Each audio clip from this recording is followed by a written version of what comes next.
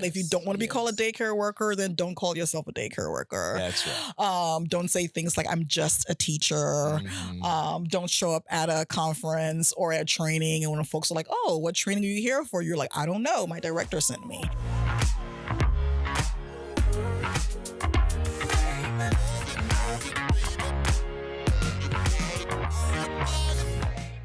Hi, I'm Calvin Moore, CEO of the Council for Professional Recognition. Welcome to another episode of the Council Table. Today's conversation is with Marica Cox Mitchell, or shall I say the great Marica Cox Mitchell, who is the Chief Program Officer at the Bainam Foundation. Welcome, Marica. How are you? I'm pretty good. Thanks so much for having me be a part of this conversation to discuss my favorite topic. Okay, I can't help but pick on you for just a moment. So, on this bio card, my team has told me that you're a nationally recognized expert in early childhood education. Marika, you've arrived. I am. Look, Ma. Yes, yes, but it's true. I mean, I'm going to embarrass you here, but I always want to know what you're thinking because I consider you, and I know a lot of people do, I consider you one of the great futurists in our field. I appreciate hearing that feedback and knowing that you see me in the way that I see myself. So thanks for sharing that. Oh, good. So I just affirmed what you already thought. Okay. All right. So today we have a wonderful conversation planned for our audience where we're going to talk about the early childhood field in a very unique way. Um, we know that they're purposeful and we know that their Mhm, work is meaningful and that we know mhm, that their work is essential to our society. But I often feel like we mhm, ask too much of them in many different ways. And the more we ask, mhm. right, the less we give back to them. And so I really wanted to hear your thoughts about the juxtaposition of those two things in terms of early education. Absolutely. Early childhood educators definitely play an important role in our society, and they are overwhelmed, um, overburdened, Yes. undervalued, and in some cases, they feel even more undervalued than the public actually perceives them. And I think part of that is because of identity challenge. Actually, I think they have to navigate so many policies, so many funding streams, so many biases that is really hard to even sort of um, clarify who is an early childhood educator. And the identity is such a porous identity, Mhm. which I think leads to some of the ambiguous and complicated way in which we talk about their work. Yeah, I'm always fascinated, having been one that sat on the carpet square myself. I'm always fascinated by what I hear from some of my colleagues and what I hear from some of our leaders. For example, I never once believed I wasn't a professional Mm. when I worked in the classroom, but I would think that people above me would often tell me I wasn't. Interesting. Yeah, I mean, I think it goes back to even a uh, fundamental about even how we talk about them. Like, what do we call them, right? If you work in a space where you're called an educator, or where you're called a teacher, then that sort of impacts your posture as a professional. But if you Yes. work in a space where, as you read the newspaper, you're called sort of a daycare worker or a Hmm. childcare worker or a caregiver, Yes. then that sort of it definitely impacts how you show up in the world, and how you perceive um, yourself in the context of your community. So I think again, the identity, the language, all of that matters. Yeah, I've heard you talk about that a lot, and I know you've been reimagining what a childcare system could look like if it Mhm, wasn't so fragmented. mhm. What are your thoughts on that? How can this system be reimagined? I think our reimagining includes a bit of simplicity, right? Just even language, Please, right? Like please we make it are. simple. You have my permission. I think we're early childhood educators. That's it. Whether we work in home context, I whether we like it. work in multi site programs, whether we work in the elementary school, a faith based program, just like claiming on to sort of that unified identity that speaks to who we are. I think it's fundamental, sometimes overlooked, but I think it's really important. I think we are just so fragmented and our identities are either tied to a funding stream. Like often I'll hear some educators say, I'm a Head Start teacher. And I'm like, Hmm. what's that? Right. Right. And I make the analogy in comparison with nurses all the time. You don't hear nurses talking about the funding streams That's right. when they're describing A nurse themselves. is a A nurse is nurse a is a nurse. nurse. Yes, some may work in a pediatric hospital, some may work in the ER, and some may specialize in geriatric care, but their core shared identity instead of their nursing identity. And I think we need to sort of consider how we rethink and reframe our identity and focus less on the funding streams or less on where our practice is happening Yeah. and more on like who we are as a collective and what is our commitment to young children and families. I could get behind early childhood educator. Yeah. I could get behind that. I think I could understand what that means. In every state in our country, it means something different. In every city it means something different. And as more and more programs tap into multiple funding streams, sometimes in the same building, it could mean something different. When one classroom is funded by Head Start and another classroom is funded by pre-K and another classroom is funded by the child care subsidy No, I can system. go deeper than that. Oh, When within one classroom, oh, you took it there. there's a pre-K child and there's a Absolutely. Head Start child and there's an early. I Yeah. mean, it could be a slot in that Absolutely, classroom that's funded absolutely. differently. Yeah. Which is why the universal childcare conversation provides an opportunity for that when Yeah. funding streams then get merged and combined. It forces us to then think about so who is sort of the educator in the classroom. And again, we have to unpack and unravel our identity and to couple it from the funding streams because for too long the funding streams have defined us. And I think it's time to flip the script. I think the standards have defined us a little bit too, whether you're Mm. talking about licensing standards Mhm. or accreditation standards, or Absolutely. even if you're working in a state system, Mhm. there's early learning standards, Mhm. which can be different than your pre-K standards. I mean, QRS. oh my God, there are Which so level? many standards. Right, exactly. One time I was in a program and I was touring the program and they said, I'm a 5-star. And I had no context of what that meant. But of course, they were referring to the quality rating and improvement system Yeah. for that particular program. Absolutely. And we sometimes forget that there are many programs, I'll argue the majority of the programs will also operate outside of all these fragmented funded systems, right? And so what am Yeah. I if I work in a program that's not leveraging public dollars? I think it's a bit of disrespect, right? When we throw so much at one classroom, even, Mhm. and we're not giving them back anything. Absolutely. And I'm going to name some things that we should be giving back. Mhm. We should be giving them job security, Mhm. livable wage, benefits. We should be giving them time off. Mhm. I mean, a host of things. Absolutely. I can add to that as well. I think we should be giving them autonomy to practice, right? Without Yes. over prescribing Mhm. what it looks like to meet the needs of children and families. And I think that one is sometimes forgotten as we try to sort of script what early childhood educators should do. Yeah, I have been, and I don't write about this as much as I should, but I've been thinking through what's important to us at the council Mm. and helping my staff Mm. embrace the idea that we're a credentialing organization Mhm. and that sometimes that means articulating what we do Mhm. and why we do it. Mhm. And for us, I think there are three pillars that help us define who we work for and what we do for them. And that's role clarity, Mhm. right? Practice Mhm. and experience. And those are the three pillars that we build all of our credentialing apparatus around. And I think if people begin to think about role clarity as an essential focus of our work, then Absolutely. we'd be clear about what we're calling people. Absolutely, right. I think role clarity speaks again to sort of the identity conundrum. I think Yes. we owe the field and the educators role clarity. Again, to forever use the nurses as an Right. I example. like that example. Yeah, I love their CNA, LPN, RN structure, right? Each of I love those it as well. types of nurses have a specific role. The role clarity is clear.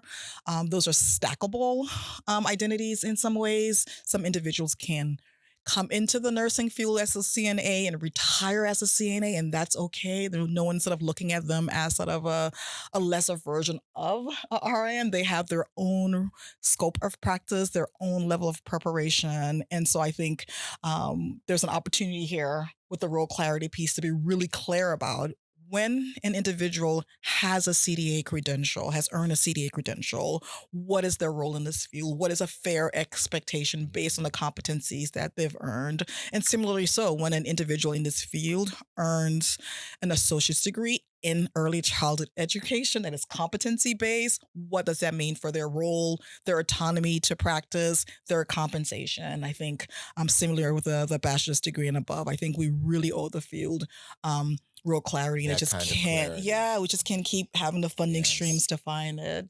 That's right, and to use your analogy of the nurses, it drives home for me for 2 reasons. My father, who passed a couple of years Mm, ago, while he had a host of nurses, mhm, from all those levels, it mhm. was the CNA Well, that was really the most important to my father's end of life care, and while he had an RN and we mhm, loved her, I remember really reflecting on the practice that my CNA brought to the table. absolutely. And if you want to take it further, you as children and family members Mhm. also played a role in that caregiving. And I think, Oh, um, that's right. yeah, I There think you go. it gets a bit tricky Right. when we see the child in the context of their family and recognize that there are other caregivers in addition to the early childhood educators. That's And right. how do we make space for the village that is raising our children, honoring the village, and at the same time being clear about the unique role of the early childhood educator and the accountability that's placed on early childhood educators, which is why in the Bainam Family Foundation's We Vision Early Ed work, we throughout sort of the provocative frame of honoring the other caregivers as trusted caregivers I selected love that. for the by the family, and having trusted caregivers set alongside early childhood educators. But we're intentional about breaking apart sort of those two Mhm. identities, because I think Mhm. for too long we've tried to merge those identities and create things like FFNs and kith and kin, and it makes it Family really friend and neighbor care. complicated. It does, and the Yes, expectations are different. And I love absolutely, the idea of a trusted caregiver because that's exactly what they are in that space, absolutely, right? And it absolutely. doesn't mean that they have to have the same preparation as a CNA. A CNA. And accountability. I think we always forget about the accountability in That's right. in these conversations around identity and compensation. I think accountability is true, right? Again, I too cared for my aging dad, and I absolutely was not accountable for the That's right. practices of the That's right. CNA, and certainly not the registered nurse. And so Exactly. I think it's really important to sort of use language to capture all of the caregivers that support young children, but also delineate when who is an early childhood educator for accountability purposes, and is part of the identity. I mean, Stacey Coffin, who We know and we love. know and love, often poses this question in her work about what's the difference between an early childhood educator and a caring parent. Yes. And I think yes, Both are important and both are essential. important and essential, and families absolutely what are, I'll argue, sort of more important, more Mhm. proximate to young children. That's But right. if we cannot untangle identity from a caring parent, then it begs the question why you need it at all. Exactly. I think you're absolutely right. We do have to untangle that in terms of making this role clarity piece Hmm. come together in my head. But I just want to be clear for our listeners that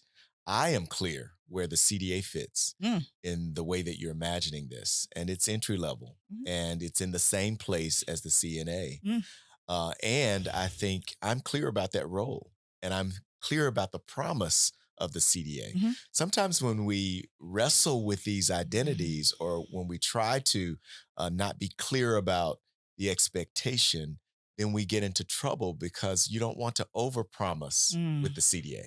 Absolutely. And again, it's part of sort of like we're now telling the policymakers where our identity sit and the Hmm. credential sit. So I think it's really important to be clear about that. I mean, I often hear in some of the policy conversations, folks are like, well, the CDA. I'm like, where did you put it in your policy? Right. You place the CDA holder in this lead teacher position. And I'm not sure if the competencies or the intent of this credential was to have sort of the primary lead sole educator, perhaps even mentoring other teachers. I'm not sure you place the credential in its appropriate Say it for place. those in the back of the room. that's the that Yeah. example Yeah. is overpromising. Absolutely. That's not the promise of the CDA. Absolutely. And I'll say under promising though, right? Under promising That's is right. minimizing The the value of value those and the competencies. specialized expertise, those sort of competencies being. So right, we're challenged with again overvaluing and And undervaluing devalue. and devaluing Yes. all at the same Yes, time. that's right. And But we have you to said something. We were on uh-huh, a stage together. I think it was at the Teach uh, conference a couple of years ago when I first heard you use this dupe phrase. And I love that, Marika. I continue to use that because, dupes have a place in society, right? yeah. But they're not Canal Street, New authentic. York.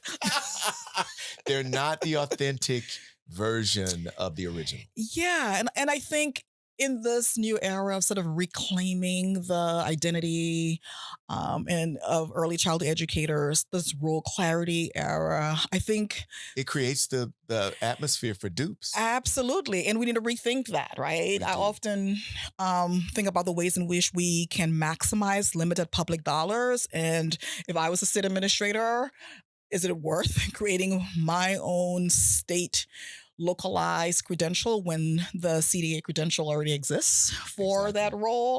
I think this is an opportunity for state administrators and other policy leaders to look at how they're distributing limited dollars That's right. to see if they're unduly replicating and duplicating credentials and systems that already exist. And I'll argue the last couple of eras of sort of childcare was a lot of dupes and unnecessary duplication, and it Yeah. didn't help with the coherence of the field when you I have think so many credentials. I mean, look at the career lattices. Some career lattices, exactly. Some are 17 17 stages, some are steps. 2, Absolutely. some are 4. Absolutely. And the role clarity doesn't necessarily shift, No, nor does compensation. that's right. Yeah. Yeah, there's no correlation between the levels Correct. and the compensation and benefits. Correct.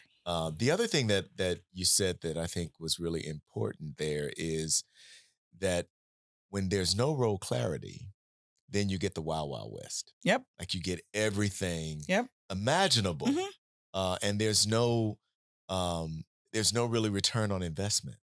That you Hmm. don't really get the return on the investment that you intend when there's so many options. Absolutely. And it creates an ambiguous identity. I mean, even I'll argue that our compensation challenge is because of the lack of role clarity when it's really hard to describe. So, what is society holding you accountable for? What is your unique role in society? If we can't answer that question without a crosswalk or a That's flip right. chart, Yeah, you got to be able to answer the you have to question. be able to answer that question. Right. Who am I compensating for what purpose and what is so unique, right, about sort of Exactly. this group of professionals, and every profession sort of goes through their identity crisis, right? And Well, and even once you reach role clarity, I think there is always an opportunity for you to rethink what it absolutely, is you're trying to accomplish. And there may be new research, there yep, may be new technologies, new ways of absolutely, doing things. So yeah, you're always growing as a field yep, and expanding your knowledge and information. So, I mean, it's not that once you reach role clarity, you're done. correct. Absolutely, continuous quality improvement. I mean, That's and right. again, this is where I think sometimes we act as if our profession is so unique and different when frankly all other professions have similar conversations and are continuously adapting and reframing and refreshing their identities.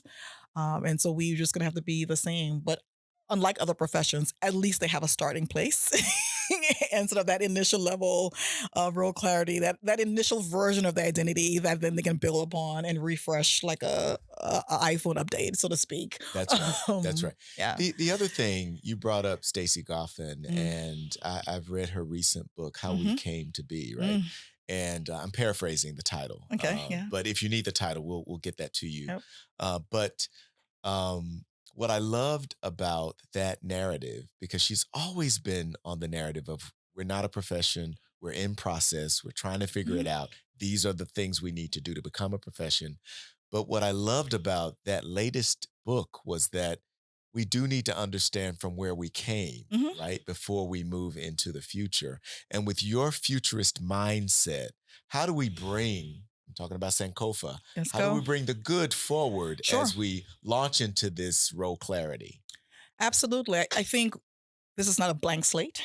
We're not So starting from scratch. not starting from scratch. I think there are a lot of tools, resources, the CDA credential, 50 years. 50 years of that. We have accreditation systems. We have position statements, code of ethics, right? So how do we retain and refresh Yeah. what we've always had and prepare for the next level? And what I appreciate about Stacey's book and her work in general is putting some responsibility on the On the educators field. themselves, Yes. right? If you Yes. don't want to be called a Yes. daycare worker, then don't call yourself a daycare worker. That's right. Don't say things like I'm just a teacher. Hmm. Don't show up at a conference or at training and when folks are like, "Oh, what training are you here for?" You're like, "I don't know. My director sent me." Right? I mean, like take some ownership Of of your your own learning. career and your own learning Hmm. and your own professional development. So I appreciate sort of that shared accountability, that internal clarity Yeah, we don't also operate the impacts the same external way as other clarity. professions. I know my daughter Mm, is a licensed social worker. mm, I mean, she is that. Whenever she shows up, she knows what she is. yep. And when I look at her business cards, Mm, she displays herself as a licensed social mhm. worker, a Ooh. bachelor's degree licensed social worker by definition. What you said about your daughter is really important. First, she has a license to That's practice. right. And Yes, she does. while we have duplicative licensure in this field and lots of regulations and QRS and standards and all of that, it's important to know that we do not license the individual to practice. That's true. And We I license think buildings, but not abs yep, we individuals. license the building, we accredit the That's program, but right. the individual does not hold a license, much like your daughter, sort of the social work, licensed social work, the manicurist, right? Hmm. We got to In get there, Marika. Absolutely. In some states, even the locksmith is sort of licensed, right? That's Which right. I think that also sort of speaks to how important the society values your identity and the unique role and scope of your practice. So I think Right. we're going to definitely have to, as we grow as a profession, figure out how do we include the licensing of the individual early childhood educator. I hope we get there in my lifetime because I think that Mm, it is an important step forward. mhm, And I also believe that the work that you led when you were at NACI, mhm, the Power to the Profession mhm, work, is so critically mhm. important. And it's a step in that direction. Yep. And um, I'm not sure, though, how Mhm. long it will take for that kind of movement to spread across the country. I think parts of the profession, the unifying framework Mhm. that included NAYC and many other organizations was an attempt at it, right? To say, like, That's right. what is our collective identity?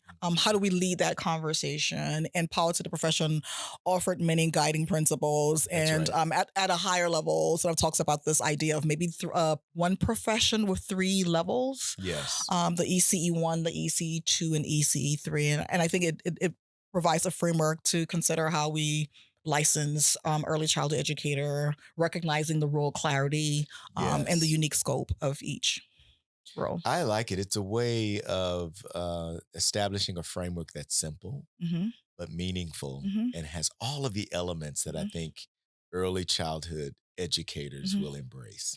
And recognizes the different types of preparation. I think Yes. you and I have been in some of these conversations Right. where it's either sort of this idea of pro higher ed, anti higher ed. So, what is the role of higher ed in the early childhood education profession? And I think it sort of forces us to sort of focus on the competencies Mhm. that's Yes. driving it, both the early childhood education competencies and the often minimized general education. Yes. That's really Yes. important given the complexity of the scope of the early childhood educator. I think that's right. And I think that I have always landed, and you know this, I've said this Hmm. to you in many places, privately and publicly, because I do believe that we're not starting from scratch. We Hmm. can't pretend that there aren't millions of women and men Hmm. doing this work right now. Hmm. And so there has to be Hmm. a formal and informal pathway. Hmm. And I always believed that the CDA work that I'm doing should lead to the next level, right? That Yep. CDAs should, if they would desire it, move to the associate's degree and the bachelor's degree pathway, Yep.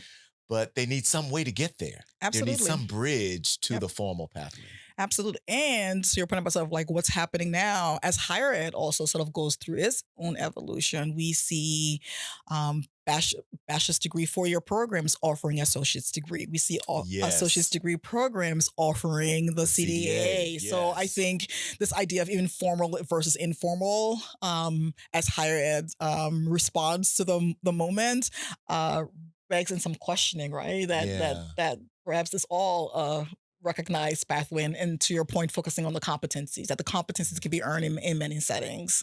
Or perhaps there's a transition period Hmm. where we build this bridge Hmm. to the formal in a Absolutely. respectful and authentic way. Absolutely. Yes, Absolutely. because I like the way you framed it. I think what we know, and I've worked in higher ed settings as an adjunct faculty Hmm. myself, that everybody needs to reimagine Hmm. the way they prepare Hmm. early educators. Absolutely. We've Absolutely. not figured it out. Absolutely. Yeah. Yes, And when we have the CDA conversation, we act as if hired isn't a part of that and it has conversation. to be. Absolutely. I can even think about my experience, right? I earned my CDA credential, my 120 clock hours came from a local community college. I Mine too. didn't, I earned yeah, my CDA at Jefferson State Community College. absolutely. Montgomery Yeah, College, Maryland. that's right. And so all of my credits transferred into my bachelor's degree. Absolutely. See, Yeah. we're in the future.